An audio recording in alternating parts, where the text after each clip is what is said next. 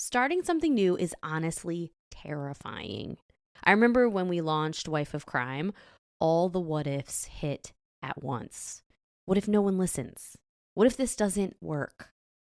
But sometimes taking the leap turns out to be the best decision you can make, especially when you've got the right tools behind you.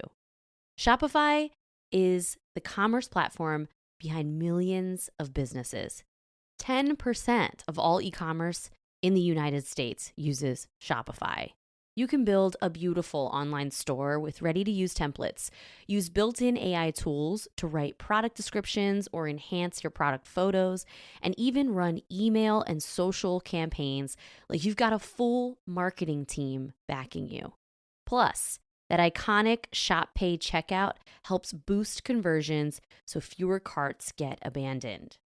It's time to turn those what-ifs into... Sign up for $1 per month trial today at shopify.com/wifeofcrime1. Go to shopify.com/wifeofcrime1. That's shopify.com/wifeofcrime1. This podcast is an unscripted, unedited conversation about true crime. We take the cases very seriously, but I don't take myself seriously at all, and neither should you. Welcome to Wife of Crime. So, Russ. The name Jeffrey Epstein has been in the media for a very long time. We've all gotten bits and pieces of information, but I don't think anyone realized how depraved this actually is. About a month ago, I became obsessed with figuring out the truth in all of this. And so now I'm giving you a 3-part series telling you everything I've learned.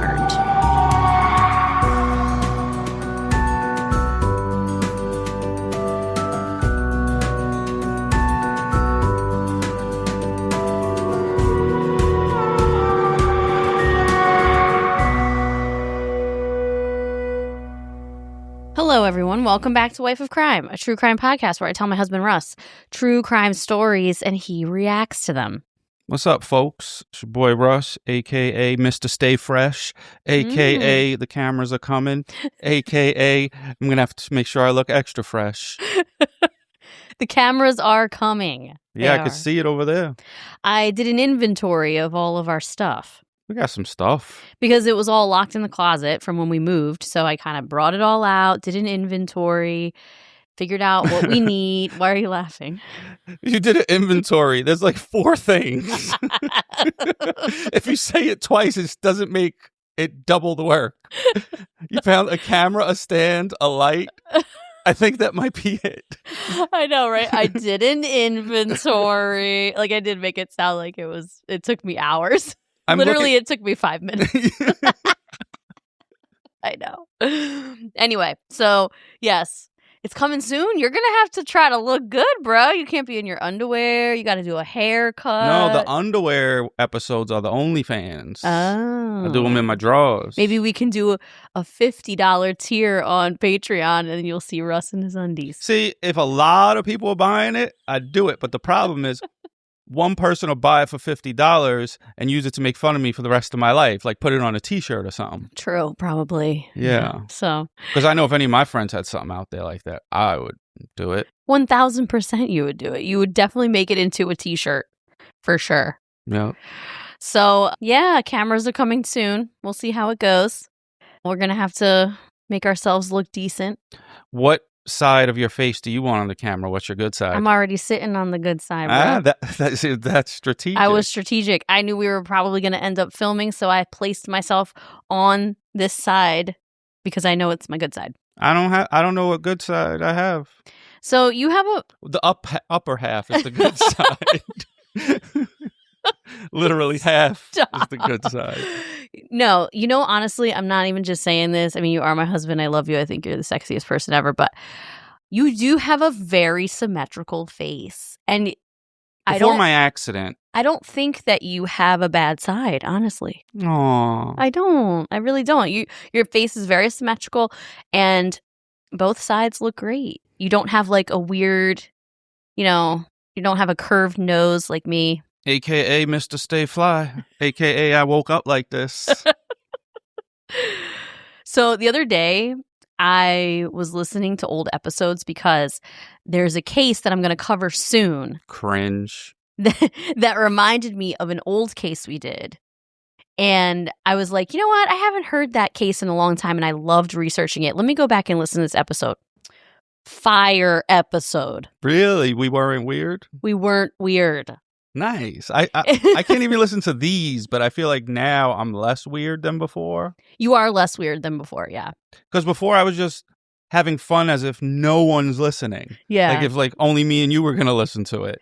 Yeah. And then it's like, all right, people are listening. I guess like... I got to give them some quality content. I got to shut up sometimes.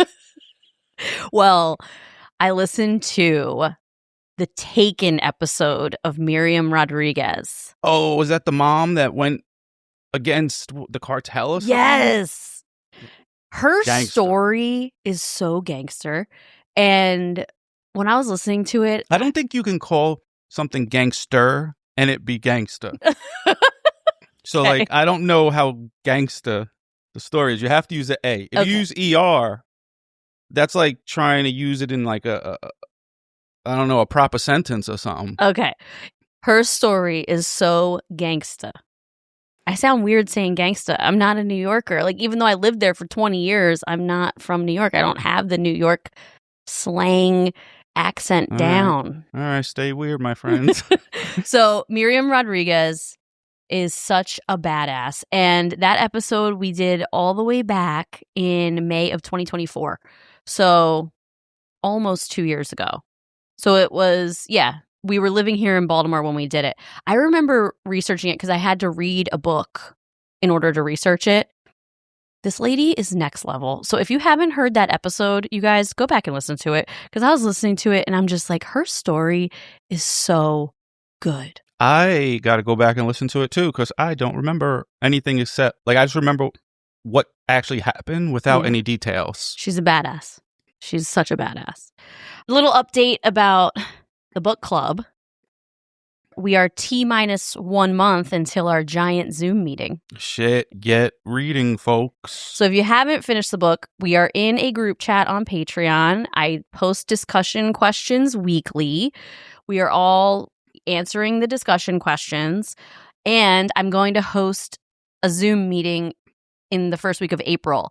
But there's so many people in the book club, I can't do one Zoom meeting. So we don't know how are we going to do that? I'm going to do multiple sessions that are more intimate. So it'll be like 20 people per session. That's going to take a lot of sessions. And I'll probably do like 4 of them, maybe 5. But I'm just saying that's a lot because I have to do it too. So we're going to be meeting with like smaller groups because the group is too big. Yeah.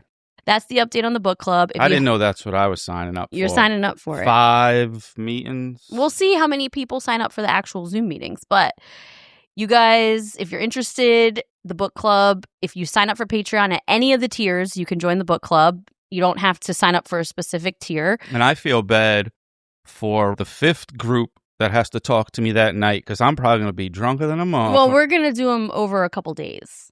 Oh, I thought it was going to be back to back. No. That'll be too much. We'll do it over like 2 days, like 2 on one day, 2 on another day, something like that. So if you're interested in joining the book club, we are reading If You Tell by Greg Olson. It's incredibly disturbing. It's a tough book to get through. Thanks. But we voted on it. We've also all agreed that the next book is not going to be true crime. It's going to be crime or thriller, but not true, because this one was tough. Yeah, I don't like kid stuff. It's probably got kid stuff in there and all that. It does, yeah. Yeah, that pisses me off more.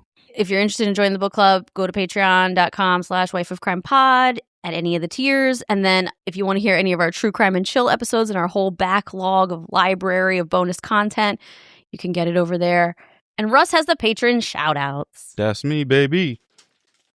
All right. So this week's Patreons that joined are Liz, Sierra, Yerman, Carlene, Bina Colada, Leela, Madeline, Josh, Big Buddha, Tara, Sarah, Skylar, Kenny, and Stephanie. Ooh. So cheers to you guys. I got it in my Woodford Reserve. that doesn't sponsor me, but I would like them to sponsor me with all my heart. And I got a Lagunitas IPA. Which she doesn't even drink for the podcast. It's funny. She opens it, takes one baby sip, puts it down, and that's it. Well, it's because, once I start telling the story, I'm talking so much. Yeah. I can't really take breaks to drink. Cheers, guys. Thank you so much for joining the Patreon. We love you. The Crime Family is the best. We love you guys so, so, so much. So the review of the week is going strong. Yes. And this one is from Prince Jace or I don't know, something. Shout out to the Mormons with swag. 5 stars. I've been going through all the episodes from newest to oldest and just got on the Jodi Arias episode and could not stop laughing at Russ saying, shout out to the Mormons with the swag. Russ is so damn funny. Just has such a soothing voice. I love to listen to their banter. Aww. You know, what made me say that? Because in that episode, you thought that you equated Mormons with Amish people. Like top hats and churning butter and stuff like that in Amish paradise. Well, you thought that Mormons were Amish people, and I tried to explain. No, now I know Mormons with swag, the murder husband couple. Yeah, but I don't know if they're actively Mormon anymore. I think they just grew up Mormons, but we don't know if they're actually Mormon. Well, they wear nice clothes. They do. I just don't remember seeing a top hat. Yeah, they don't wear top hats. And you, I guess, in your mind, thought all Mormons were like Amish people, and it was really funny because there's a lot of Mormons who are just regular. Say swaggy Mormons. So that's how that came up. Thank you so much for all your reviews, guys. Seriously, I feel like you guys don't realize when you review the podcast, it pushes us into the algorithm. I feel like the more reviews we get, especially 5-star reviews that we get, more people find us, more people notice us. Yeah. It makes Apple push us more. And we also love Spotify because Spotify is more like comments. And some of you guys do make some really funny comments on Spotify. Yeah, I've gotten into Spotify comments lately. I read them. I read most of them. Yeah, I get to most of them. Yeah, some of them are really, really funny. Sometimes I respond. Me too. I always respond, but I respond from my phone, so I'm responding from my personal. So if you see Jessie respond, that's me. Oh, and then you could look at all the music she listens to. Oh, yeah, then you can look at my music. You'll like it. It's very eclectic. So anyway, thank you so much. Okay. I posted a reel yesterday while I was putting this episode together because I have been so hyperfixated, so consumed with everything regarding this case for the last few weeks, really more than a few weeks. I've been super focused on it the last 3 weeks, but I've been really obsessed with it over the last couple months. And I finally was able to structure the first episode. But I'm telling you, this whole thing has blown my mind. Not only is it absolutely disturbing and disgusting, everything we're seeing in the Epstein files, but knowing the whole backstory, knowing everything that happened prior to these files being released, it just completely blows my mind. It makes me realize that we are so small. We are pawns. We are small. We are insignificant. That there is a whole group of incredibly ultra wealthy people who run everything and are untouchable. Yeah, we learned that recently, that all these powerful people in these Epstein lists they haven't been investigated into any of the claims. Other countries are already arresting people. Yeah, other countries are arresting people. And no one over here that's high up is embarrassed. It's really insane. I don't understand what America is doing right now. But here we go. We're going to get into it. So I've divided this series into 3 parts. And this is part 1. And we call it the good, the bad, and the ugly. But there's nothing good. There's nothing good. The good is that we're doing an episode. Yeah, there's literally nothing good about any of this. It's horrendous. Here we go. If you've ever gone down the Jeffrey Epstein rabbit hole, you already know this case doesn't feel like one story. It feels like 100 stories stacked up on top of each other. A billionaire financier with a past that never fully made sense. A British socialite raised in a world of power and privilege. Children and teenage girls who said they were recruited into something that looked less like isolated abuse and more like a criminal operation. Detectives who thought they had built a massive case. And a plea deal that to this day, people still argue never should have happened. And here's the thing. Most people think that they know this case because they've seen headlines, reels about it on social media. You're talking about me. About a private island, a mysterious death, or famous names that keep resurfacing every few years. But when you actually start pulling at the threads, you realize the Epstein story isn't just about one man. It's about influence. It's about access. It's about how power moves quietly behind closed doors while the public only sees fragments. This series isn't going to rush past the uncomfortable parts. We're going to sit in them. We're going to talk about where Jeffrey Epstein came from, not the myth he sold to billionaires, but the real background that still raises tons of questions. We're going to talk about Ghislaine Maxwell, her childhood inside one of the most controversial media dynasties in Europe, the chaos she grew up around, and how her life eventually collided with Epstein's in a way that changed everything. Because before there were federal investigations, before court documents, before the names everyone debates online about who was involved and who wasn't, there were two very different origin stories that would eventually collide. So part 1 is where we rewind. We're going to walk back into the first legal battle that should have changed the trajectory of this case. The investigation that detectives believed was strong enough to put Epstein away for life. And the controversial plea deal that was made and proves that we live in a country with two distinct justice systems. One for us regular folks and one for them. But I need you to understand something before we start. This is only the beginning. It's a very good place to start. True. But what we're talking about today, the background, the first investigation, the deal that reeked of corruption, is just the surface layer. Beneath it is a much darker story about recruitment, grooming, power, and evil. So if you're expecting this to be neat and straightforward, it's not. But I'm going to take you on a journey.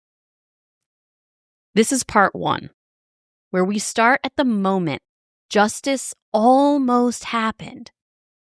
And then we rewind to the beginning to understand how two people built a world that would eventually collide with detectives, prosecutors, presidents, princes, billionaires, and a legal system that still hasn't fully answered for what has happened. Are you ready? That was deep. I know. I get real deep with my intros. I feel like Funk Flex was dropping bombs at the end. Maybe you should drop a bomb at the end. I should. Oh my God. But you know what? Funk Flex does way too many bomb noises. Sometimes I'm like, bro, how much bombs you want? I will give you like 5 bombs. Thank you. So are you ready? Yeah. There's this moment in the Epstein story that looks like the end of everything. June 30th, 2008, at the Palm Beach County Courthouse. Jeffrey Epstein walks in, and he's dressed more like someone who's heading to lunch than someone facing sentencing. He's wearing a blue blazer, jeans, gray sneakers. There are cameras flashing, lawyers beside him, The room has this quiet tension you get when people expect something big to finally happen. And technically, something did happen. He was fingerprinted, handcuffed, processed like any other defendant. But the more you sit with that day, the more the moment stops feeling like justice and starts feeling like a pivot point. Like the story didn't end there. It actually split. I wonder, since that point, he's probably felt untouchable. Oh, yes, absolutely. Because what most people didn't realize at the time was that this sentencing wasn't the justice being served after a massive federal case exposed who Jeffrey Epstein was. It was the result of a backdoor sweetheart deal that had quietly reshaped the investigation behind the scenes. And if you really want to understand how something like that becomes possible, how a man accused by dozens of preteen and teenage girls walks away with a sentence that feels shockingly small, you have to rewind even further. We're going back. Way back. I even have that in my note. Way back. Not just to Epstein, not just to Palm Beach, but to two completely different origin stories that were moving toward each other long before anyone realized it. Because these two individuals, they were like storms building on opposite sides of the ocean. And when they finally collided, it wasn't just bigger. It became something else entirely, a Category 5 kind of destruction that most people never saw coming. Jeffrey Epstein's beginnings don't scream future billionaire. He's born in Brooklyn in 1953. He was raised in a working-class neighborhood in Coney Island. His father was in construction before becoming a groundskeeper for the city parks department. His mother worked as a school aide and later a secretary. Like, these are regular people. Yeah.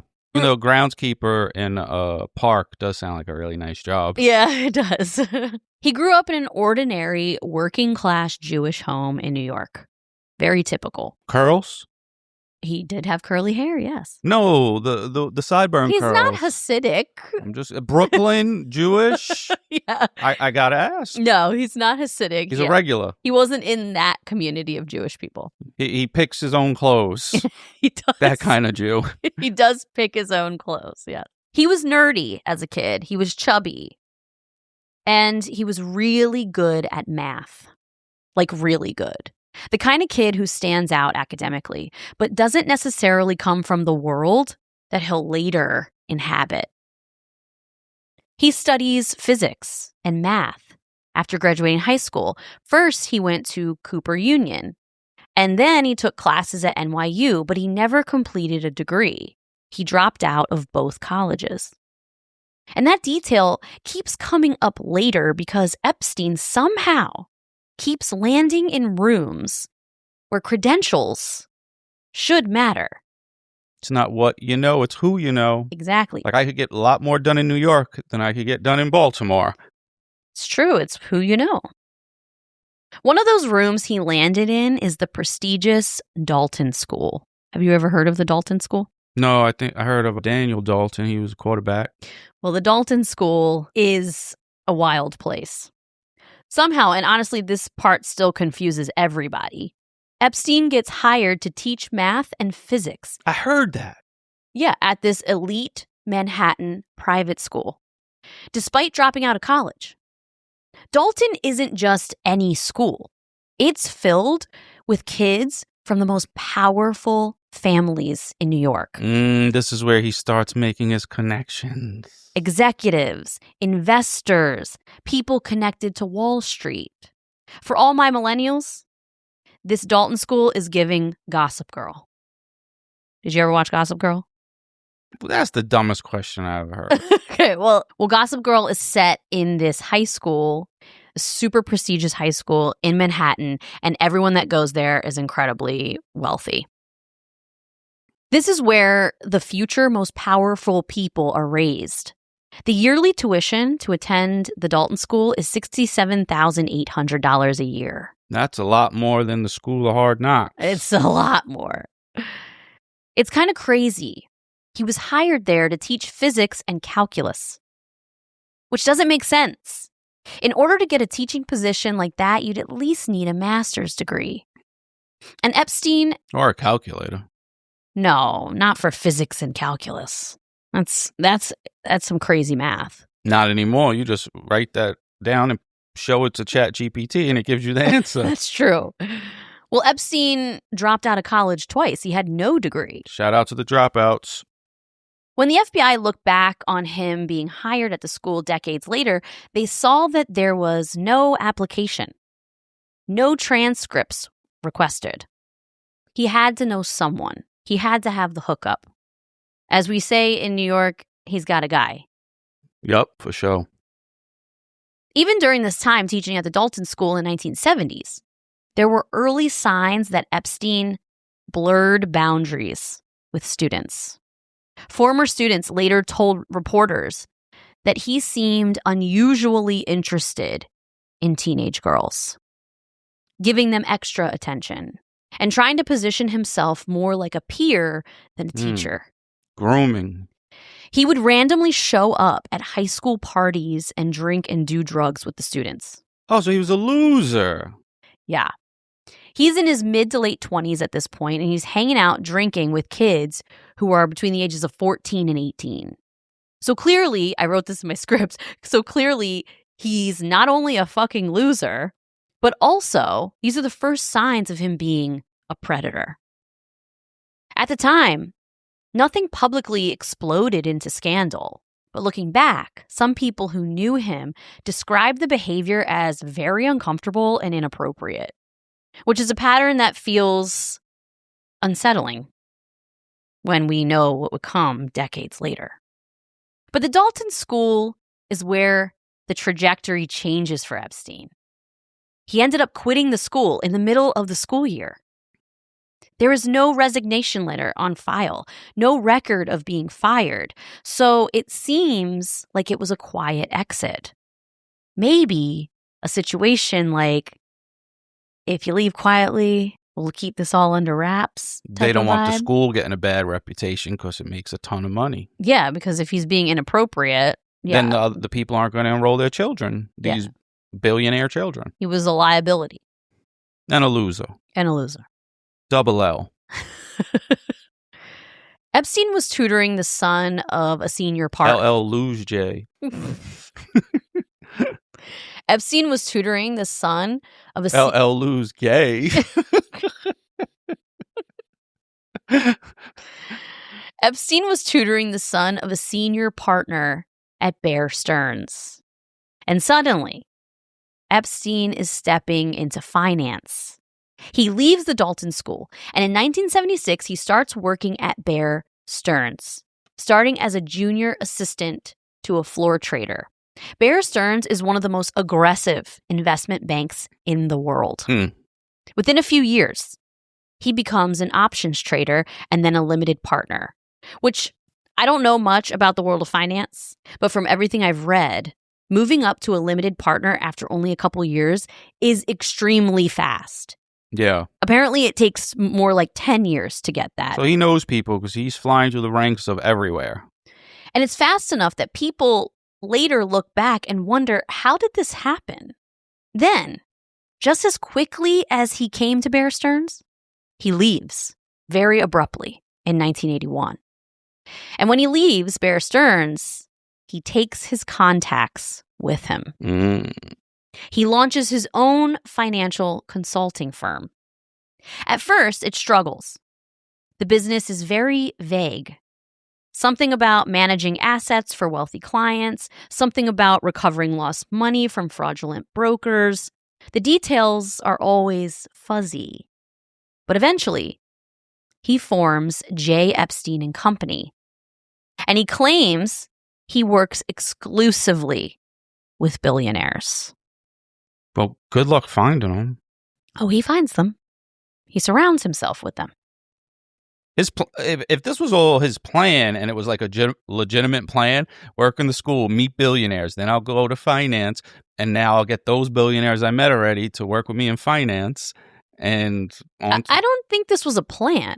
Oh, it's just working out that way then. I think that so as we move forward and we learn more about him and his personality, he is incredibly manipulative, incredibly narcissistic. He is really good at recognizing what people need and then using it to his advantage. It sounds like what he needs is to be punched in the face, and that would end this all, because it sounds like he's never been hit. Never. Guaranteed he's never been hit. Yeah, so I could think of a few people like that. Yeah, he's a douchebag. And they're NBHs. NBHs. Never been hit. If you see someone acting like, they never been punched in the face, NBH. So, J. Epstein and Company is formed, and it's a very vague business. It's not really clear what it does, but he says he exclusively works with billionaires. Me too. He also worked as a consultant for a man named Stephen Hoffenberg, who owned Towers Financial. And Towers Financial was actually one of the biggest Ponzi schemes in the country prior to Bernie Madoff. He milked investors out of hundreds of millions of dollars, and Epstein was right there with him. Epstein was being paid $25,000 a month in 1982 to be a consultant for Stephen Hoffenberg. Dang, he was rich than a mofo. Hoffenberg ends up getting caught and going to prison for years, while Epstein completely walks away scot-free. Maybe Epstein didn't go to jail for that one because his name wasn't on it. Exactly. He was just a consultant. Yeah, and this other guy, like the business, whatever it was called, was under his name. Yeah. So this is where Epstein learned how a Ponzi scheme works. And he will take this education and use it for his own criminal network in the future. Epstein's real magic trick in those years wasn't just making money. It was convincing people who had real money that he belonged in their world. He didn't come from old wealth, didn't have the Ivy League pedigree most of these people had, and nobody could clearly explain what his firm actually did. Yet somehow, he moved through these rooms filled with billionaires, like he'd been there all along. I really missed some opportunities. When I worked in the garden, I was around all those people. I should have made some connections. Yeah, you were around a lot of billionaires. CEOs of banks and stuff like that, because they had their own private suites that's just rented out for every event in the garden. Like, that's just their spot. No one goes in there. Yeah, you were around a lot of billionaires at one point. Yeah, but hey, I'm from New York. We ain't sucking no one's dick. They were lucky to be talking to me. So he moved through these rooms filled with billionaires like he'd always been there. Part of it was confidence. He spoke their language. He dressed the part. And he surrounded himself with just enough powerful names to create the illusion of legitimacy. Oh, so he's name dropping everywhere he goes. Oh, yeah. He's like Stephen A. Smith. Yeah, for sure. For sure. Once a few wealthy people trusted him, others seemed to follow, almost like social proof. And that's where the mystery starts to thicken. Because even today, no one can fully map where his early fortune came from. He claimed he managed money only for the ultra-rich, but there were no traditional investor lists, no transparent track record, no portfolios, no clear pipeline of deals that explained the scale of his wealth. And if you're somebody who owns a business managing assets for billionaires, you'd think you'd have a portfolio, right? He got a guy. It's like he appeared fully formed. Private jet, Manhattan mansion, access to royalty and presidents, without the paper trail you'd expect. He's a plant. Could be. We'll talk about that in part 3. Like, you know how a lot of times they'll say someone's an industry plant. Like, why is she everywhere? And I don't know anyone that likes this person. Yeah, we'll talk about those theories in part 3. Oh, I'm huge on every theory. I can't wait for part 3. Good. Because I'm bringing aliens. I'm bringing everybody. Okay.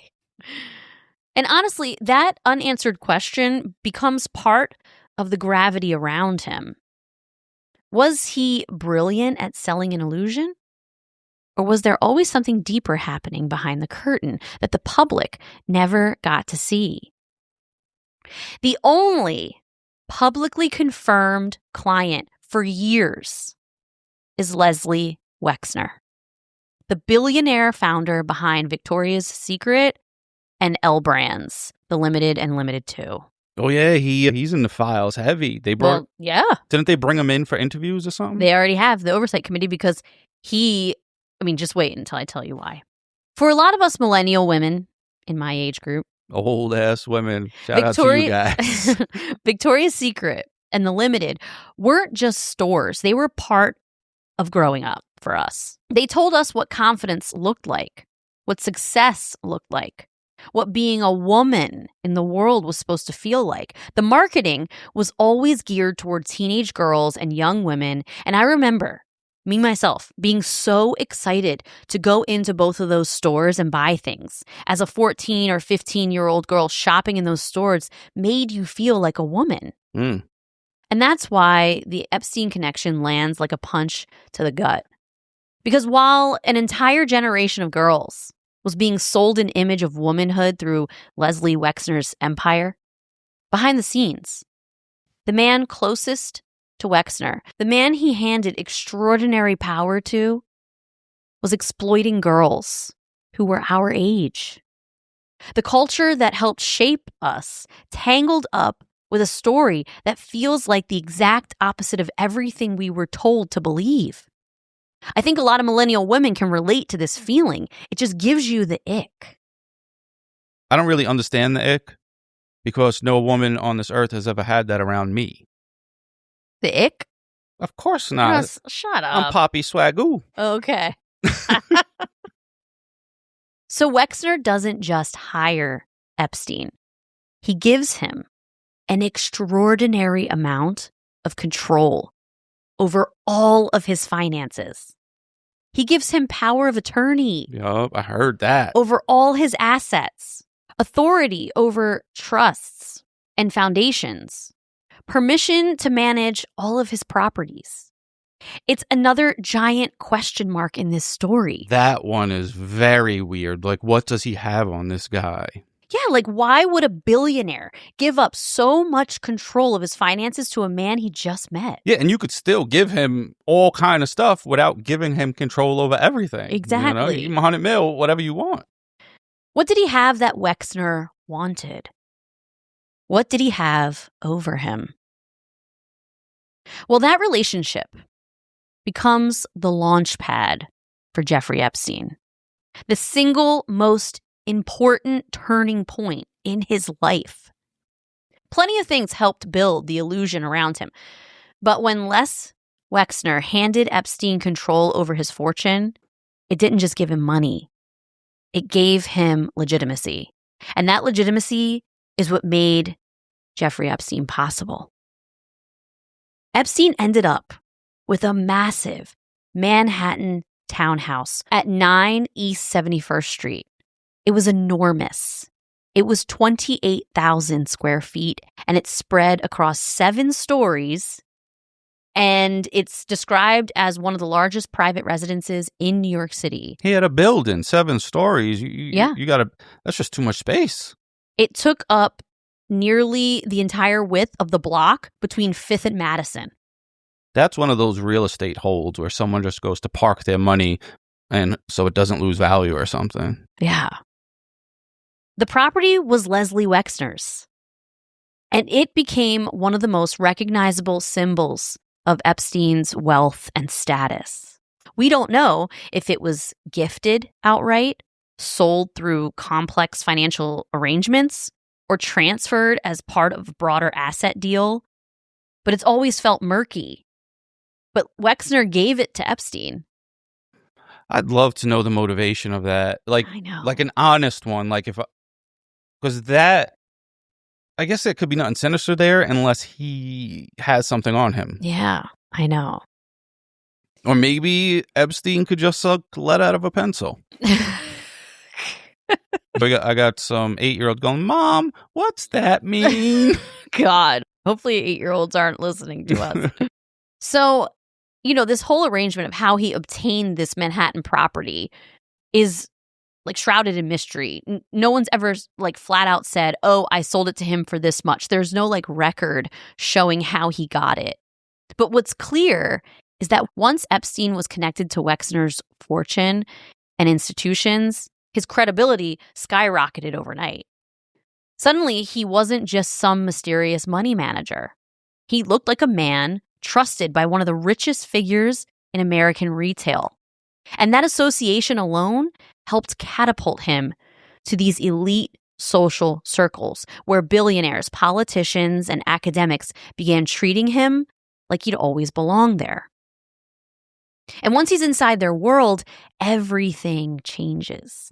He starts appearing alongside scientists, politicians, celebrities, Bill Clinton, Donald Trump, Bill Gates, Prince Andrew.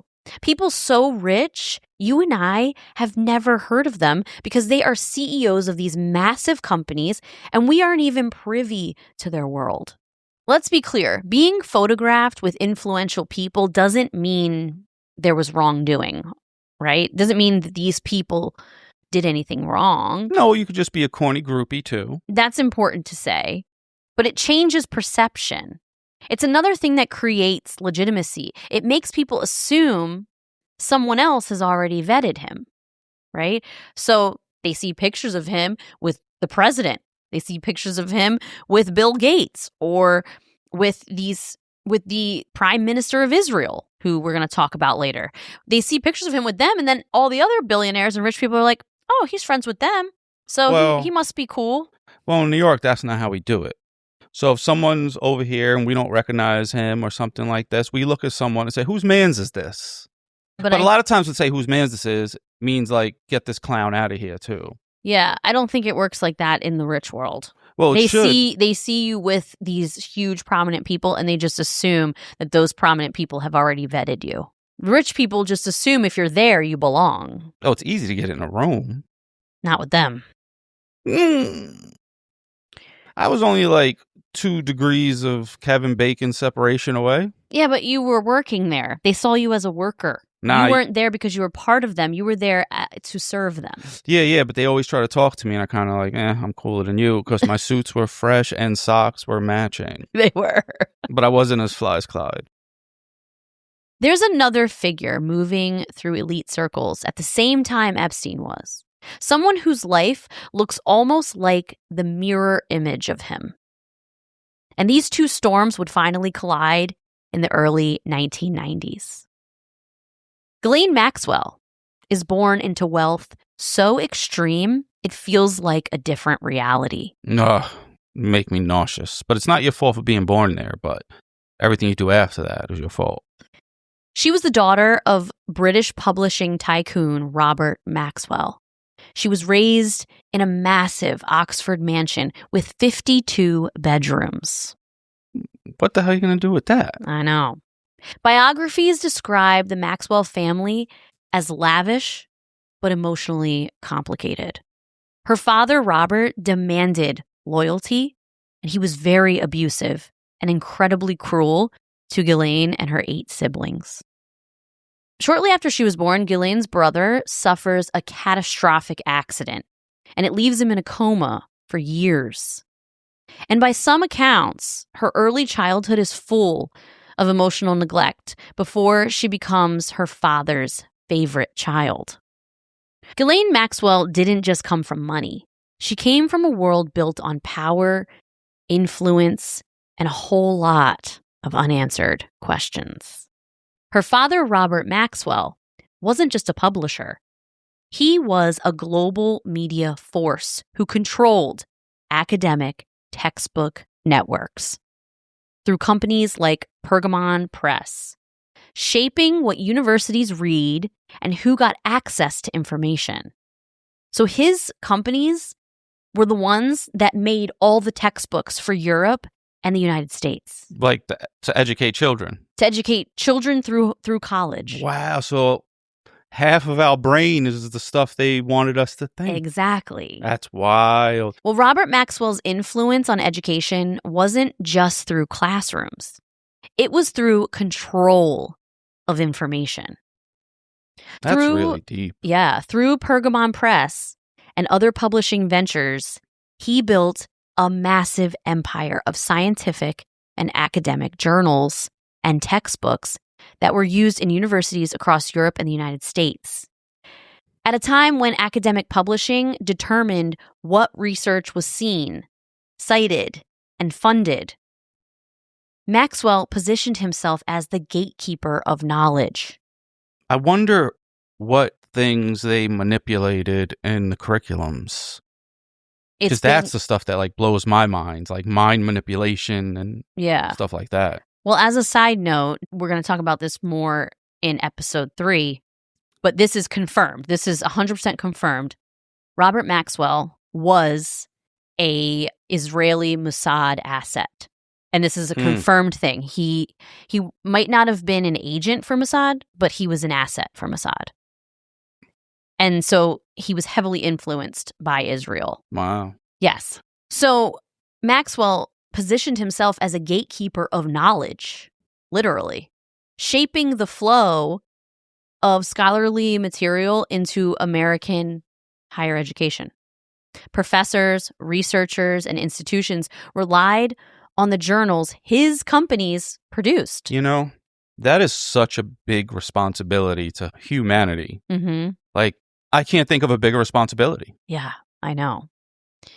It gave him enormous intellectual credibility and access to elite academic circles. And, you know, he was rubbing shoulders with politicians, financiers, and families tied to old world banking power like the Rothschilds. But behind the prestige was a ton of chaos. He was a man known for explosive rages, aggressive business tactics, and eventually one of the biggest financial scandals in British history. And then in 1991, everything collapses. Robert Maxwell suddenly dies under mysterious circumstances after falling from his yacht in the middle of the night. There were reports that he went out to the deck of the yacht to pee, and then he died. Huh. Soon after his death. Like overboard? Yeah, he went overboard and died. And no one got him? We don't know. That's why it's mysterious. True. Soon after his death, it comes out that he had secretly drained hundreds of millions of dollars from the employee pension fund. And the scandal destroys the family's reputation. Britain becomes hostile territory for Ghislaine Maxwell. She's in her early 20s at this point. So Ghislaine moves to New York City.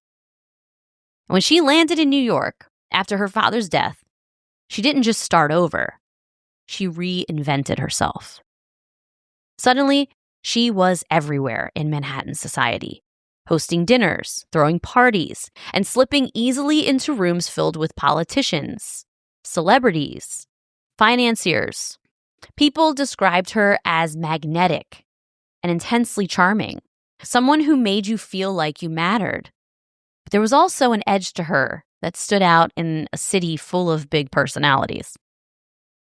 Guests at her parties and events later said that she was unusually provocative, always telling risque jokes, steering conversations to like hypersexual territory, and pushing social boundaries in a way that felt bold at the time, but looking back feels unsettling, knowing what we know now.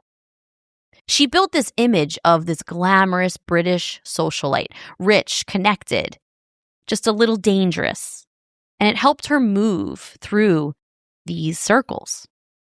It's funny, though, because at the time, she wasn't actually rich anymore. After her father died, her family lost everything. What? Everything. And so she was just living off of $100,000 a year from a trust fund that he had set up for her.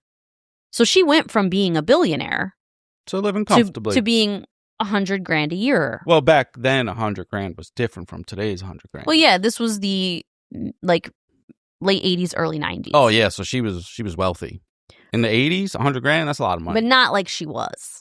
She had money, Yeah, but she she had wasn't money. rich. Yeah. Yeah.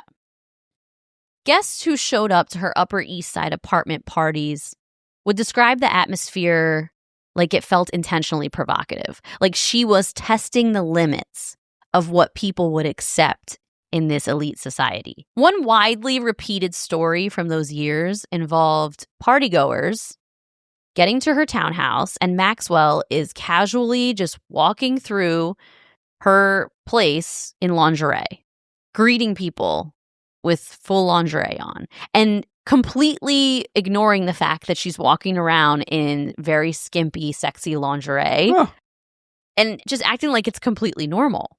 At the time, people brushed it off as eccentric or playful. Just another example of the wild, anything-goes energy of New York in the 90s.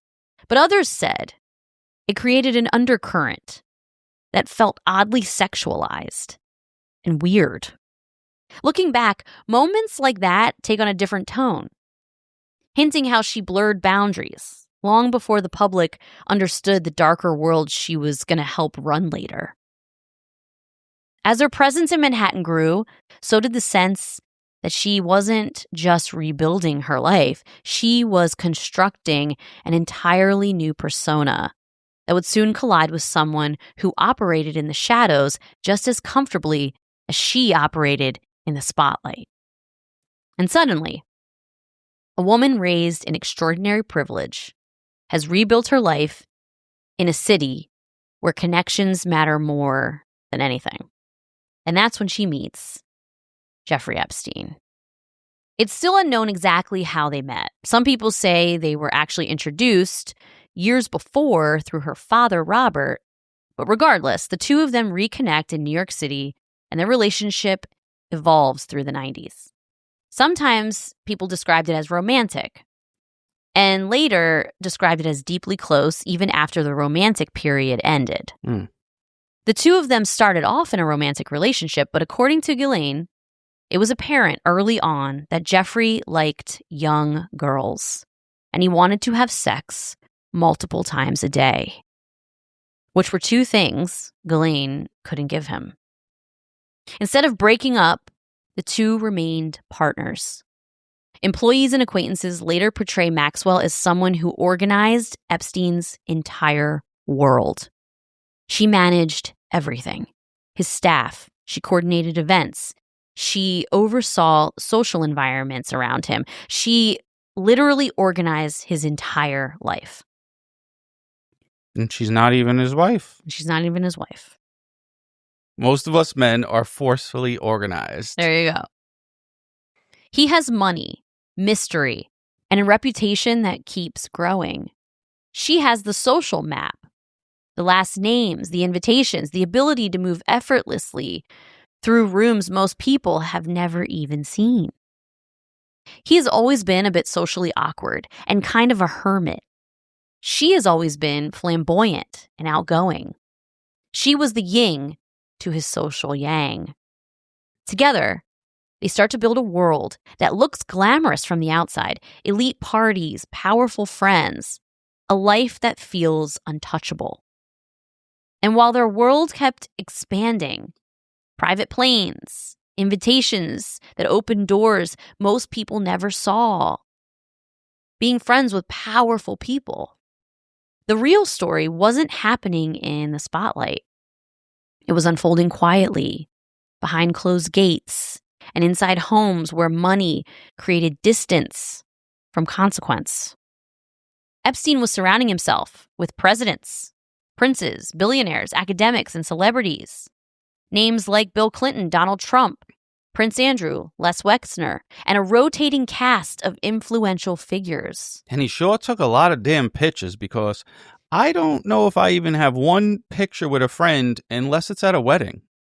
Yeah, true. And this was before smartphones. Yeah, this boy was rolling around with a Polaroid. He did. He had like a disposable camera. Yeah, the click, click, click, click, click. Yeah, the click, click. You gotta move it with your thumb so you get to the next reel. Yeah. For the little kids that don't know. Yeah, I don't think these kids even know what disposable cameras are. No, but I think they're trying to buy stuff like that. They're trying to buy disposable cameras? Not disposable, but like old regular cameras. Oh, wow. Because we're cool. Yeah, we are cool. So there was also this rotating cast of influential figures like Bill Gates, Leon Black, Ehud Barak, Stephen Tisch, Peter Thiel, Howard Lutnick, to name a few. I used to work in a restaurant where the Tisch family came in all the time. Ooh, interesting. Well, he's in the files. And you forgot about Stephen Hawkins. Yeah. Shout out to the disability folks. All of these names I just named, I will talk about in depth in parts 2 and 3. What looked from the outside like just another billionaire and his glamorous socialite moving through elite circles was slowly becoming something darker, more organized, and far more deliberate than anyone realized at the time. Because while the public saw science foundations and philanthropy and high society parties, investigators would later start to ask whether a very different kind of network was forming in the background. One built on access, secrecy, and people who had far too much to lose if anyone started asking the wrong questions. And long before the headlines, long before court documents and congressional hearings, the first cracks in that world were already beginning to form. Not in Manhattan boardrooms or royal palaces, but in Palm Beach, Florida, where rumors were starting to spread among teenagers who had no idea how powerful the man at the center of their stories really was. At first, it sounds like gossip. Teenagers whispering in school hallways about a rich older guy who pays cash for massages. Girls comparing stories about a pink waterfront mansion and envelopes of money that feel too easy to come by. Adults brushing it off as exaggeration until the rumors stop sounding random and start sounding the same. Stories spreading through middle and high schools about a creepy old guy in Palm Beach. Was it just girls massaging? Mm-hmm. Because what looks like small talk between kids is actually the first crack in a story that's about to explode. And it all begins with one phone call that nobody realized would change everything. If you really want to understand how this whole thing spiraled into one of the most controversial plea deals in modern criminal justice, you have to zoom in on the people inside the system, the ones who tried to push this case forward and the ones who quietly steered it somewhere else. Because this wasn't just a scandal floating in the headlines. There were actual detectives sitting across from teenage girls, listening to stories that sounded so similar, it started to feel less like coincidence and more like a script someone had been running for years. I want to give credit where credit is due. The only reason anyone in the public knows about what I'm about to tell you is because of one woman. Her name is Julie K. Brown. She's a reporter for the Miami Herald, and she broke this story years after it happened. She published her explosive 3-part series in November of 2018. Her reporting didn't just revisit the case. It exposed emails, court records, victim accounts that showed how unusual the plea deal really was and how many people kept it in the dark.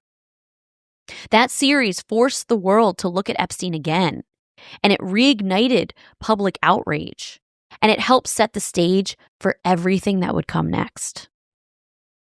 So shout out to Julie K. Brown. All of this traces back to a single phone call on March 14th, 2005. A 14-year-old girl's stepmother picked up the phone and called the Palm Beach Police Department because something just didn't sit right with her.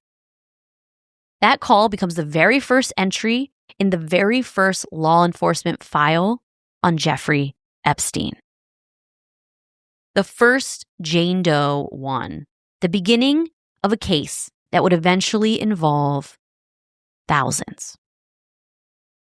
According to Detective Joseph Ricchieri, the concern started after a fight at the Royal Palm Beach High School. The girl came home upset, and when her family looked through her things, they found $300 in cash in her purse. When they asked her where the money came from, she told them she got it from a wealthy older man in Palm Beach after giving him a massage. What the fuck? If I was a parent, oh my goodness. Detective Ricchieri later told the grand jury that the stepmother felt there was some kind of sexual activity involved, and that's what made her call the police. Detective Michelle Pagan went to the school to speak with the girl, and what she learned painted a clearer picture. The girl admitted that during first period dance class, she had told her best friend that she'd made money over the weekend at a rich man's house, but it was a massage that turned into something more than what she expected. And that moment, a teenager casually talking about $300 during a dance class is what cracks the door open. Because once detectives start pulling on that thread, more names start surfacing. More girls, more stories that sound eerily alike. And suddenly, what looked like one uncomfortable conversation becomes the start of an investigation that no one in Palm Beach was ready for. Two of the names that come up over and over again are Palm Beach Police Chief Michael Ritter and Detective Joseph Ricchieri. Ricchieri was a veteran detective who had worked serious cases before, and Ritter was the kind of chief who didn't scare easily. Just because a suspect lived behind gates and had a billionaire address book, he didn't give a fuck. He wanted the smoke. He wanted the smoke. When the investigation began in 2005, Ricchieri started pulling threads. And the more interviews he did, the bigger this got. One girl would name another, and then 3 more.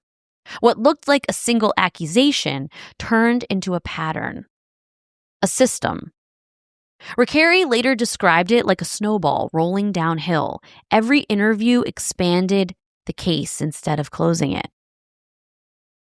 But here's where the tone shifts. Because according to detectives, at first, the energy from prosecutors felt aligned. They were working closely with the prosecutor's office, building this solid sex trafficking case. They believed that they were building a major case that could have put Epstein away for life under federal sex trafficking laws. As it should. The victims were... Wait, not just sex trafficking. They were underage. Oh, yeah. Sex trafficking plus. Yeah, 'cause I thought sex trafficking might be like 18. Oh, then like sex trafficking kids might have like a different charge or something. The victims they were finding ages ranged between 13 and 17. 13. That is a baby. This is just Palm Beach, by the way. Yeah. This is just the girls in Palm Beach, and they were ages 13 to 17. But somewhere along the line, everything changed. Because when you step back and look at who was orbiting Jeffrey Epstein during these negotiations, who was flying on his plane, showing up in his address book, attending all his parties, you realize that this case was never going to stay small. Epstein didn't just surround himself with wealth. He surrounded himself with power. The local prosecutor at the time, State Attorney Barry Kreischer, started backing away from his aggressive charges. And the police did not expect this from him. It was a shock. The state attorney stopped returning the detectives' phone calls. I smell something fishy. The case, which detectives thought was gaining momentum, started feeling like it was being quietly downsized. So you got these two detectives, okay? They're both fathers. They're interviewing middle school and high school age girls, hearing story after story of these girls getting brought to a mansion, asked to give an old man a massage, and then being raped and threatened and then given money. These two cops are disgusted because Jeffrey is in his mid-50s. I can't even imagine how someone can think that they can get away with this no matter how many times they do it. Yeah. You know, like I could just do as much as I want and nothing's going to happen to me. And I think these detectives, they're sitting here interviewing these girls. Like they're investigating this, and they're both fathers, and they're just deeply invested. And then all of a sudden, the prosecutor's office stops cooperating. I feel like if this was old school cops, which it is, they would have been arrested him and beat him up. You can't without the prosecutor's office. The prosecutor's office has to charge him. I don't know. I feel like NYPD back in the day would grab you first and then hit up the prosecutor and be like, hey, write this charge for me. That's how it felt. Well, they wanted to nail him, but the prosecutor's office stops cooperating. And in this situation, that's how it should have worked. Yeah. They stop answering the detective's phone calls, and he is outright avoiding them. And while that was happening, Epstein's defense team assembled like something out of an Avengers movie, okay? We're talking about names that are so infamous in the criminal defense world. Cochran. Alan Dershowitz. No, they don't count if they ain't Cochran. No, Johnny Cochran was not there, but everyone else who is infamous in the defense world was on his team. They didn't have bars like him, though. Alan Dershowitz, Kenneth Starr, Jay Lefkowitz. These are deeply connected attorneys politically.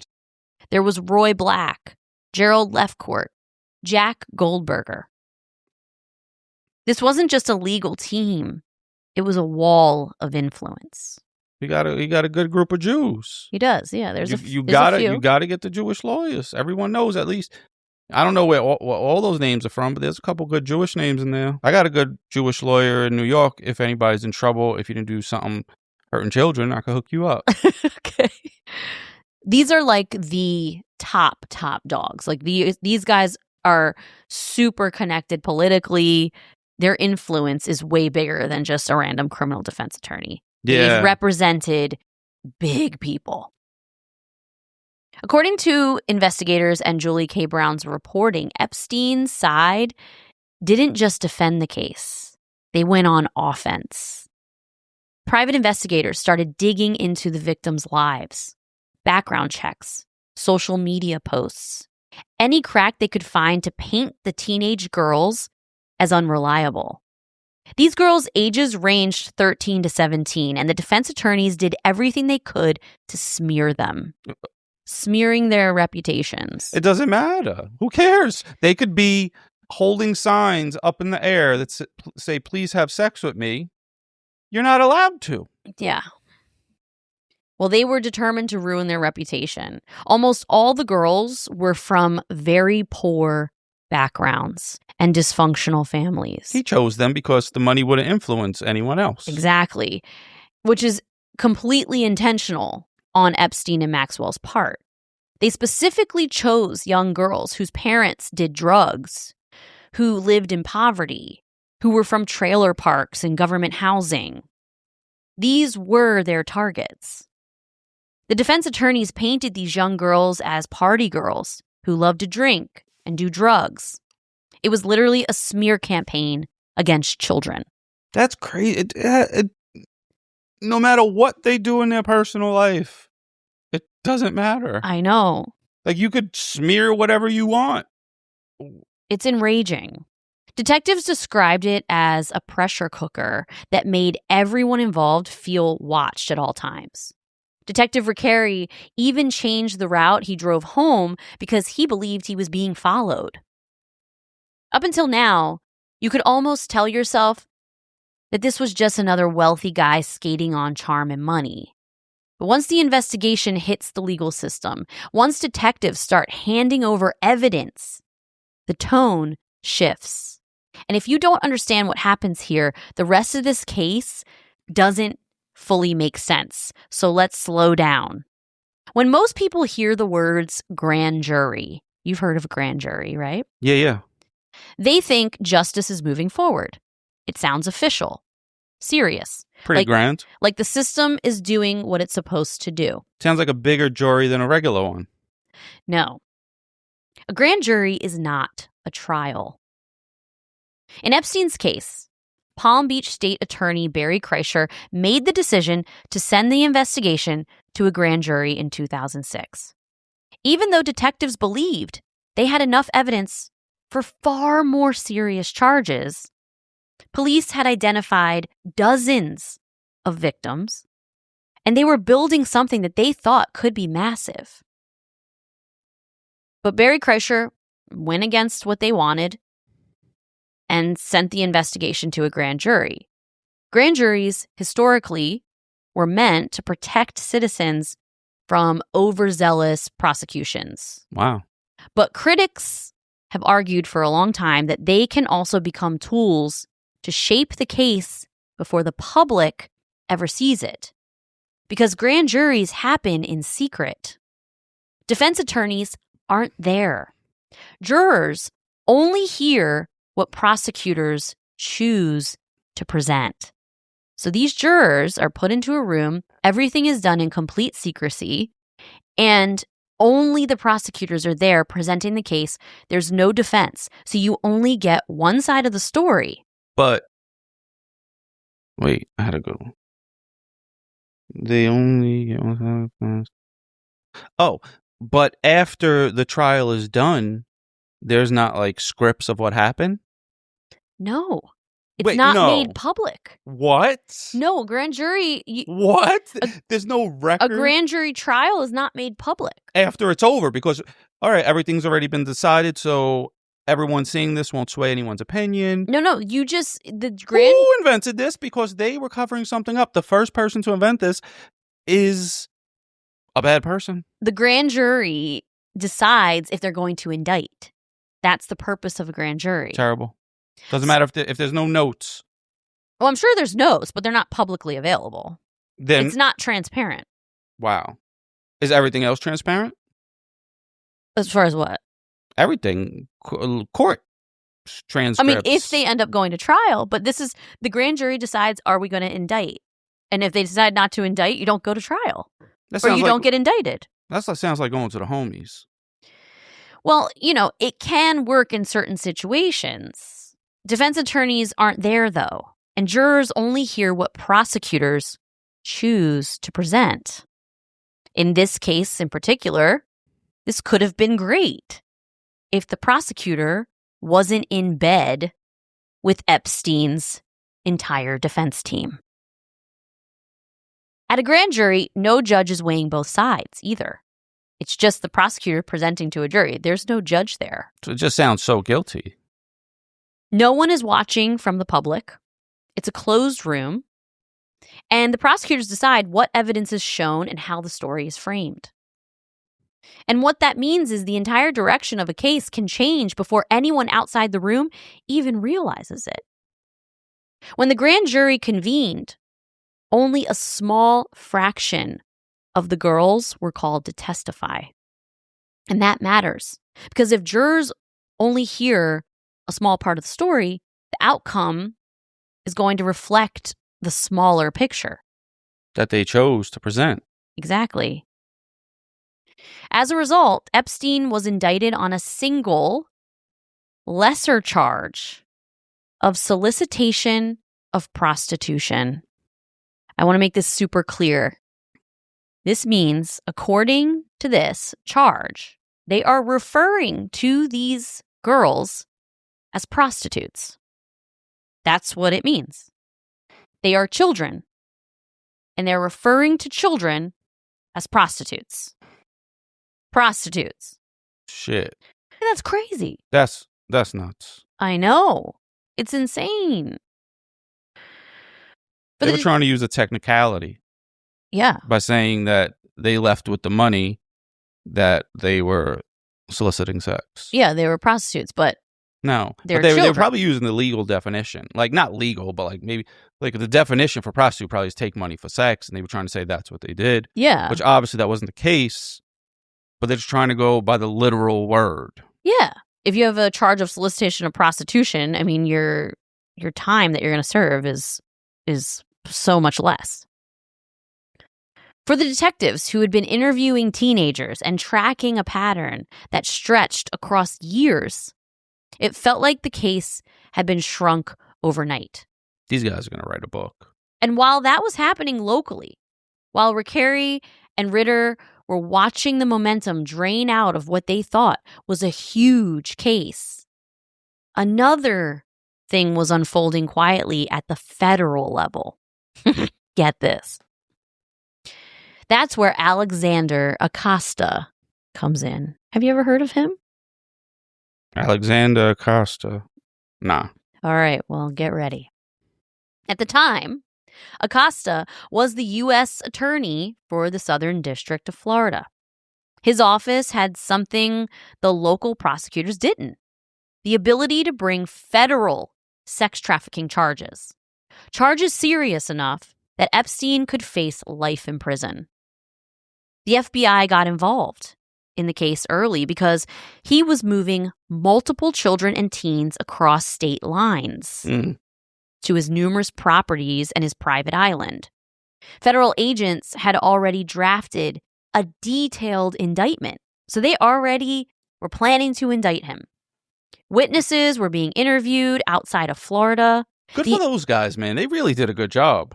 The detectives? Yeah. Oh, yeah, definitely. And it's a wrap. It's a wrap. They got this signed, sealed, delivered. They got the FBI involved, and now the FBI has an indictment on a federal level. This is before Epstein knew he could get away with anything. The investigation wasn't getting smaller, it was getting bigger. But then the meetings started. Not court hearings, not public arguments, meetings. Emails, later uncovered by Julie K. Brown, show Alex Acosta's office communicating directly with Epstein's defense team. Remember, they are some of the most powerful attorneys in the country. They have layers of political connections, media influence, and serious leverage. According to the records, negotiations between Alex Acosta and Epstein's defense team stretched on for months. And here's where you guys really need to understand the gravity of this moment, okay? Instead of pushing forward with the federal indictment, prosecutors began working toward a non-prosecution agreement. That sounds technical, almost boring. But what it actually means is enormous, okay? This is enormous. A non-prosecution agreement doesn't just reduce charges. It can shut a federal case down entirely. And that's exactly what happened. Epstein agreed to plead guilty to the state-level prostitution charges. In exchange, the federal government agreed not to pursue the larger case, not just against him, but against all potential co-conspirators as well. Mm-hmm. Think about that for a second. State-level prostitution charges, I will say this again, this is saying the children ages 13 to 17 were prostitutes, and he is their John. That's what that means. At the same time, the deal is being signed, detectives were still finding more victims. The FBI is still gathering information. Yeah. But this deal is secretly being signed behind closed doors between Alex Acosta and his defense team. Even more disturbing. Why isn't Alex Acosta in jail? We'll talk about him in a second. I gotta look up a picture. He sounds like a fucking turd sandwich. Oh, look at that. He looks like a big toe that's been in the tub too long and it got like wrinkles on it. A big toe. Ain't a big toe? Big toe with ears. Can't. Ugh. I cannot. A big toe. Look at those ears. He probably heard me from here. God. Well, he's a terrible human, so that's good. Yeah, if anyone sees him, punch him in the face. Say it's from me. You won't get in trouble. There you go. So at the same time that this deal was being signed, detectives are still finding more victims. The FBI is still gathering information. But what's even more disturbing is the victims and their parents weren't told that the deal was being finalized. Under the Crime Victim Rights Act, victims are supposed to be notified about any plea negotiations. But emails show Epstein's lawyers pushing back hard against notifying them, arguing that it would create too much media attention and liability. And so Alex Acosta, a.k.a. Wrinkly Toe. He looks like a big toe without a nail that's been in the tub too long. Your brain is like so weird. You can't see it? I could see it. Yeah, I could see it. Well, Alex Acosta kept it all quiet. And this is where Acosta's name becomes permanently tied to the story. When Alex Acosta later joined Donald Trump's first administration as the Secretary of Labor, the Epstein... Him? Yes. He was in the first Trump administration, he was the Secretary of Labor. They just hire anybody nowadays. Well, during Trump's first administration, the Epstein deal came roaring back to public conversation. And critics said the agreement looked like corruption because it's clearly corruption. It just straight up is. It doesn't even have to look like it. Like, this is corruption. And Acosta had the audacity to defend himself by saying that the deal guaranteed Epstein jail time. But again, this deal granted immunity for Epstein and his co-conspirators and named the victims prostitutes. And he didn't go to a real jail. Well, this is the part that still feels surreal.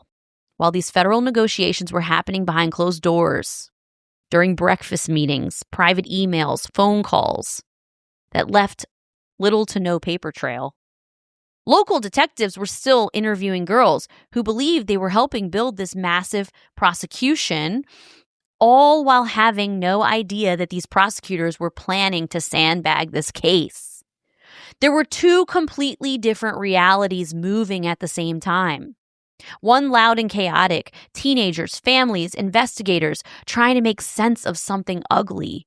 And the other quiet, polished attorneys, federal prosecutors, carefully worded agreements that would reshape the entire case before it ever reached a courtroom. And the reason this moment matters so much, the reason people still talk about Alexander Acosta when they talk about Epstein, AKA the big toe, is because once that non-prosecution agreement was signed, the trajectory of justice changed forever. So they're saying that he could never be prosecuted for child rape again? They're saying that he has immunity For what? on a federal level. For what? For sex trafficking charges. He and his co-conspirators have immunity because he Forever. pled guilty to solicitation of prostitution. Shut the fuck up. Exactly.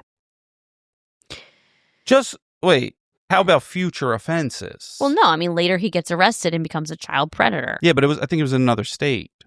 Probably. Yeah. So that's why I was stating, like, wait, does this clear him of any future offenses? No, but it cleared him of that federal indictment that they were about to give him on the federal level. Damn, I wish these girls had some dads that was ready to give them that smoke. But then the dads would get locked up, and then the girls would grow up without their dads, which that fucking sucks too. And you have to remember, Epstein had a lot of powerful people around him, and there is a lot that we'll talk about in the later episodes about the threats and the people who carried out his threats. I mean, he had people working for him who would destroy your life or kill you. Yeah, but you could be killed too because you're easily lured in with girls. Little girl. I could have a girl lure you anywhere, you fucking... Like Chris Hansen? Yup. You'd be hiding in the kitchen and he would walk in and then you'd confront him. Nah, but now I watch the new ones on Instagram. They lure these guys in and then they beat the shit out of them. Oh, that's good. But this guy has been to jail so many times for doing it. But he'll a lot of them won't call the cops because he'll beat them. And like, go ahead, call the cops. I have all your stuff right here. And they'll leave. Wow. Well, the reason this moment matters so much, the reason people still talk about Alexander Acosta when they talk about Epstein, is because once that non-prosecution agreement was signed, the trajectory of justice changed forever. And after everything detectives said they uncovered, after dozens of girls came forward, after an investigation that many believed could have put him in federal prison for life, this is what it came down to. In 2008, Jeffrey Epstein didn't walk into a federal courtroom. He didn't face the kind of charges people expected after hearing how many victims there were. Instead, he pled guilty in state court to the charge of solicitation of prostitution. His sentence was 18 months in the Palm Beach County Jail, not prison, a county jail. And even that wasn't what most people picture when they hear jail, because Epstein served about 13 months, and much of it was on work release. Get this. He was allowed to leave the jail for up to 12 hours a day, 6 days a week, to go to, quote, work, where he would sit in his private office while deputies waited outside. During these 13 months, he continued to have teenage girls brought to his office, and he would rape them. All the girls were in middle and high school. Isn't that insane? When I hear it, I'm like, this can't be true. It's true. Because who's bringing them the girls? Oh, just wait. He has a whole team. He has recruiters. Ghislaine Maxwell. He has a whole system in place. This is 2008. But at this point, it was his system was already. I thought it probably grew to that later on. No. He's been doing that all along. Yes. So I'm telling you about his first time that the FBI knew his name. So this is like the middle. So he meets Ghislaine Maxwell in 1990. Now, this is 2005. The two of them have been running this sex trafficking ring for 10 years already. Then he gets this indictment and this whole non-prosecution agreement, and it changes the trajectory of this case. And then we have another 10 years before he ends up going back to jail and then eventually commits suicide. Which he didn't commit suicide, and I wouldn't be surprised if he's still alive. True, same, and we'll talk about that later. But so I started part 1 in the middle of the story. Oh. Okay. You're messing with me. So anyway, he had work release, and he would have girls brought to his office that he would rape, and all of the girls were in middle and high school. I hate hearing this. The same investigation that detectives believed exposed a massive pattern of abuse ended with a deal that allowed him to keep his money, keep his connections, and eventually go right back to the world that protected him. For a lot of the victims, that moment felt like the system looked at everything they said and decided it was worthless. Decided that they were worthless. That's my next line. It decided they were worthless. See, I could be a good writer for a half a sentence. You read my mind, though. But really, imagine being the victims in this situation. Like, of course they feel worthless. It's so sad. Yeah, I'm going out. I'm smoking them. That's it. One day, I would find them. And from that point forward, everything that happened next wasn't an accident. It was the result of a decision made in a room most people never even knew existed. It was a turning point. And the fallout from that decision is where it gets a lot darker. Because there were no massive press conferences. There was no dramatic perp walk. Just quiet negotiations. And a legal strategy that seemed to be steering the narrative away from child exploitation and toward a man who just loves sex and prostitutes. And once you understand what was agreed on in that room, who signed off on it, who benefited from it, and who was left completely in the dark, you start to realize this wasn't just a case about one man. Follow the breadcrumbs. It was about a network of powerful people that had been exploiting and raping children and teenage boys and girls for years. While lawyers were negotiating language in a conference room, while prosecutors were deciding what the public would and wouldn't see, Jeffrey Epstein wasn't slowing down. The parties didn't stop. The travel didn't stop.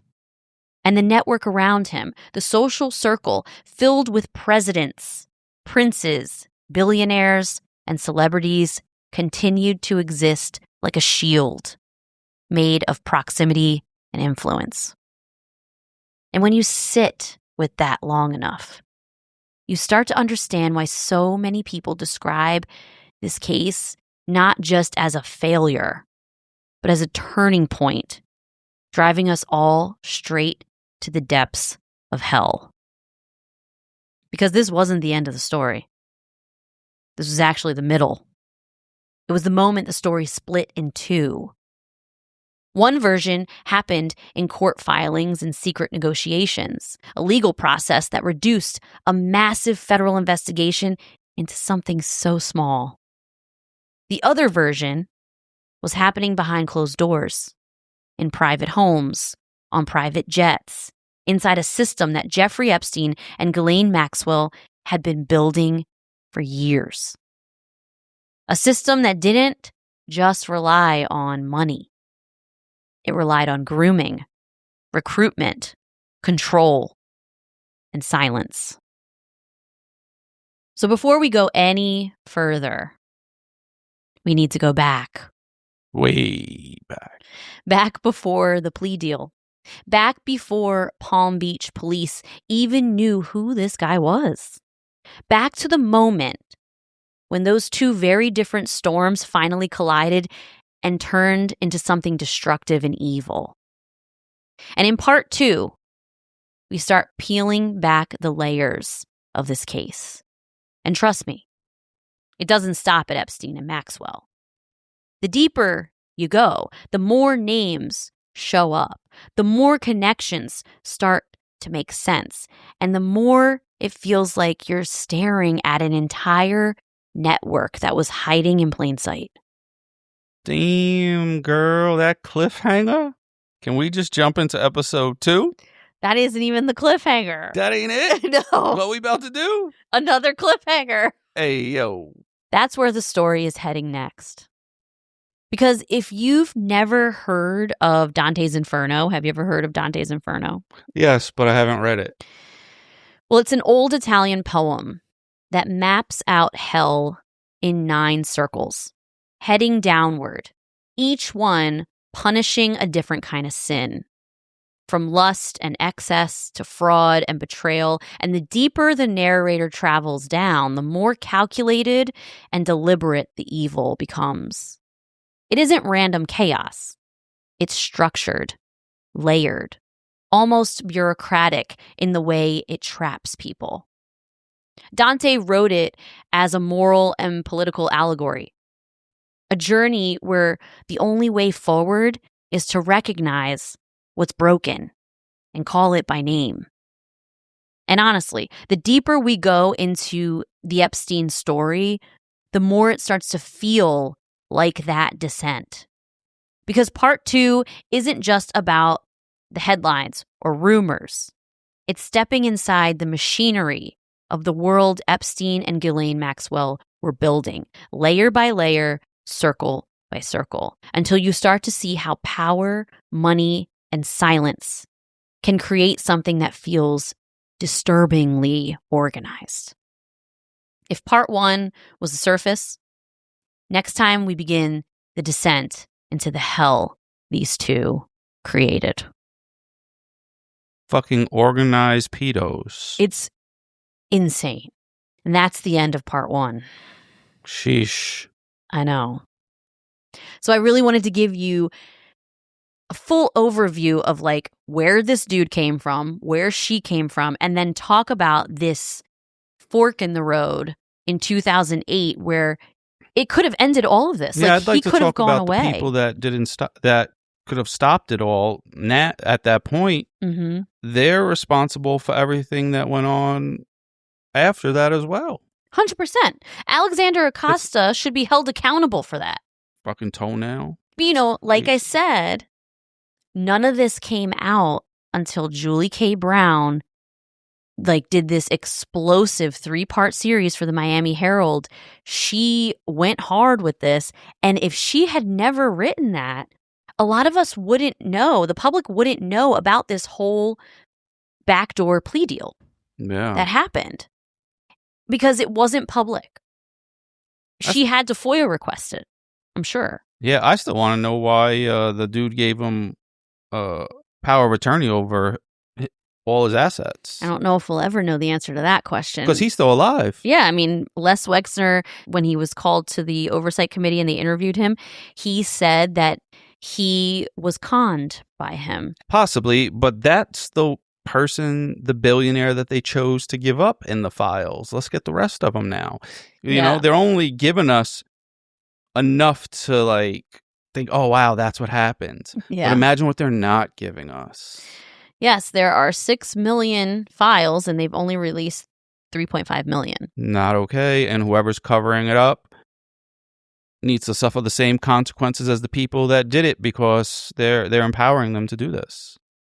The interesting thing about Leslie Wexner is during that interview, his lawyer was sitting next to him and he was talking a little too much and his lawyer whispered in his ear, if you don't shut the fuck up, I'm going to kill you. Yeah, and imagine... Like, a hot mic heard him say that. So that... See, I don't know if that's planned because, you know, he knows there's a mic there. Yeah. But if it wasn't planned, that's his handler. That's not his lawyer. Yeah, it's insane. So... Which I don't dismiss because anything is possible. Like, everything's on the table at this point. Yeah.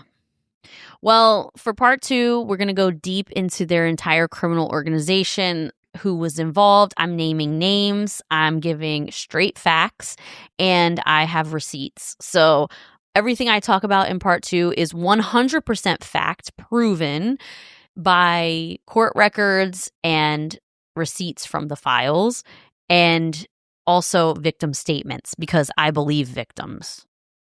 So I'm going to tell you all the facts in part 2. Then in part 3, we're going to talk through a lot of the conspiracies and all. So, and how far back are you going to go? In part 2? Yeah. I'm going to start in 1980. Come on, Jess. You're supposed to say way back. Oh, sorry. Come on, man. I can't even pass you a layup. Sorry. I was about to say, I'm going to go back to 1987. Oh, my God.